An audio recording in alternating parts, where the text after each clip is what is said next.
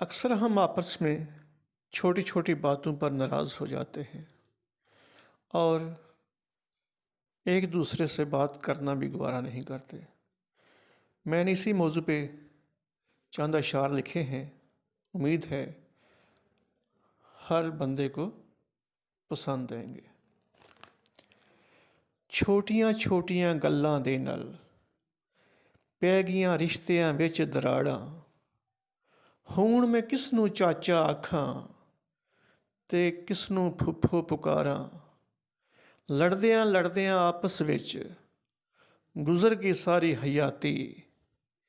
ऐब मैं वेखे लोकां दे ना पई अपने दिल विच चाती।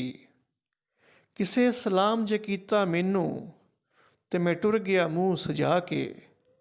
मैं नफरत दियां गंढां मारियां ते मैं हासे रखे छुपा के।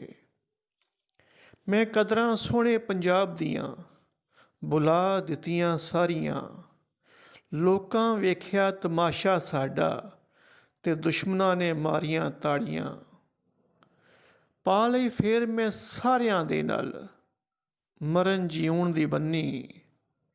फेर किसे भी रिश्ते दी आवाज़ पवे न मेरे कन्नी। मेरे घर दे दरो दीवार सूने हो गए सारे।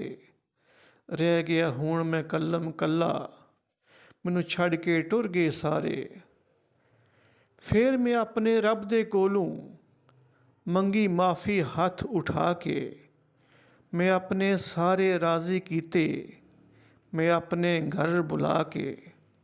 वेख के मैनू रोन लग पे मेरे प्यारे सारे। मैं हथ उन्हां दे पैरी लाए ते कुट कुट के जफे मारे।